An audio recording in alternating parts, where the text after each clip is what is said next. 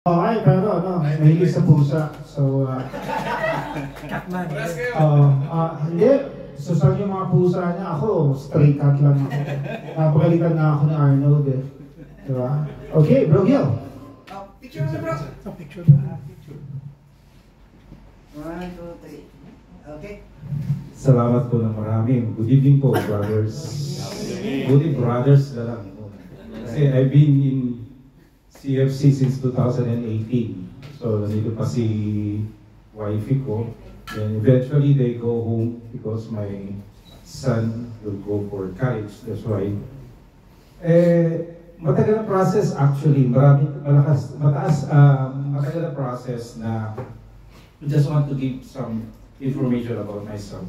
So, I was in Unit 4, Household 2, that time.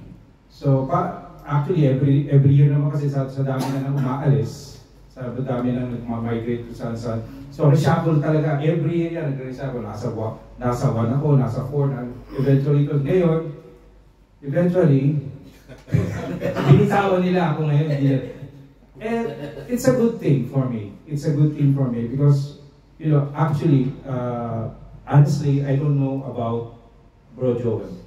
But from you guys, since I was there, sitting there, I don't know, ano pa sasabihin ko kay Bro Joel? Hindi ko naman siya kilala talaga sa totoo lang. But then, I keep on listening to you guys, brothers.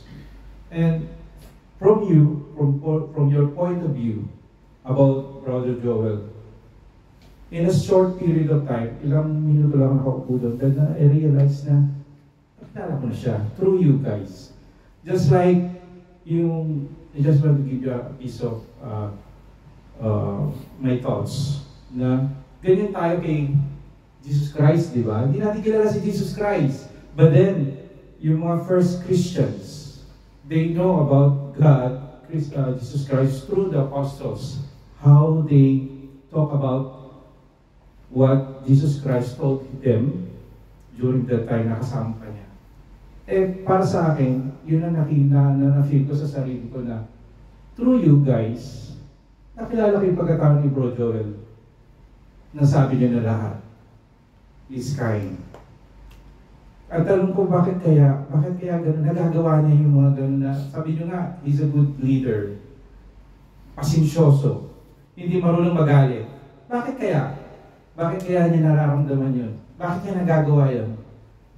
I realize na he's following Jesus Christ. Kasi yan si Christ eh. Hindi man marunong magalit si Christ.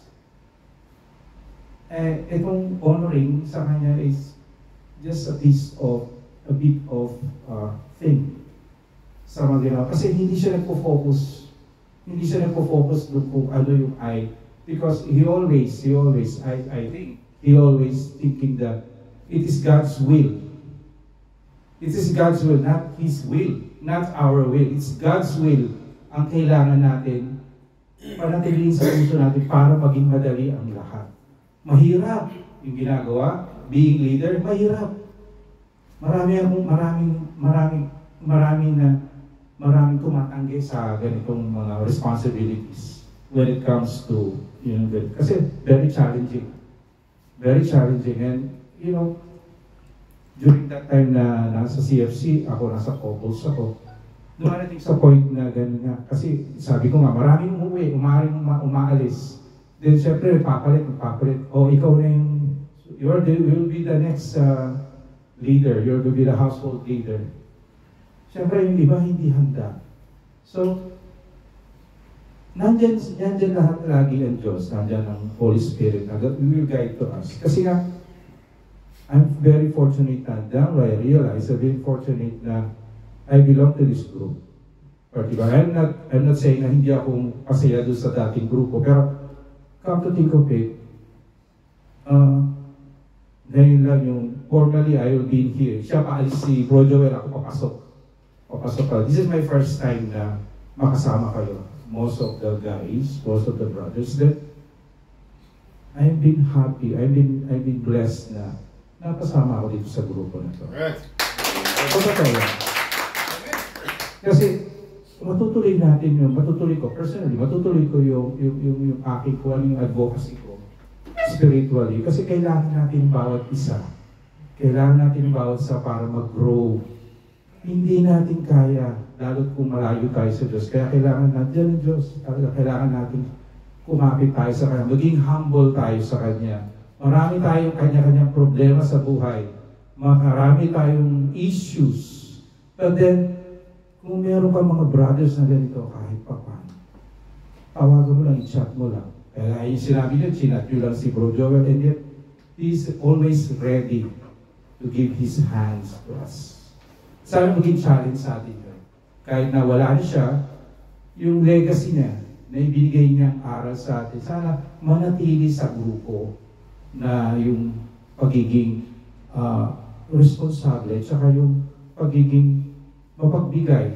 Yung, hindi naman natin sila financially, but yung oras, yung pagkakataon na kailangan natin ng bawat isa. Kasi kailangan natin ng bawat isa. May kanya-kanya tayong pamilya. Tayo ang puno ng pamilya. Kailangan malakas tayo kasi malakas ang kalaban. Si Satanas malakas. Kaya niyang igupo ang pamilya through the Father. Para sa ating Padre de Pamilya. Tayo inaatakin sa Satanas. Kasi pag bumagsak ang Padre de Pamilya, buho ang pamilya. Kaya kailangan natin ang bawat isa. Kailangan natin. Pero na kay Bro Gilbert kasi wala pa siyang asawa. No? Pero most of us here are married. Most of us here. And every day in our life, yung temptation napakalakas. Malakas yan. Huwag na tayo magkunwari. Pero alam natin yan. Yung temptation malakas. Yun ang number one problem natin. So, ako myself. Hindi ko sinasabi hindi ako. Makasalanan ako. Kaya kailangan ko eh. Kaya I'm trying my best na lumayo kung saan man yun. Pero so much to that, marami na ako sinabi. Maraming salamat ulit. Bro Joel, kahit paalis ka na, at least yung glimpse mo, yung nakita ko, yung how you handle the group. I'm so happy and I'm glad. Thank you. Okay, thank you, Brother Hill. Bago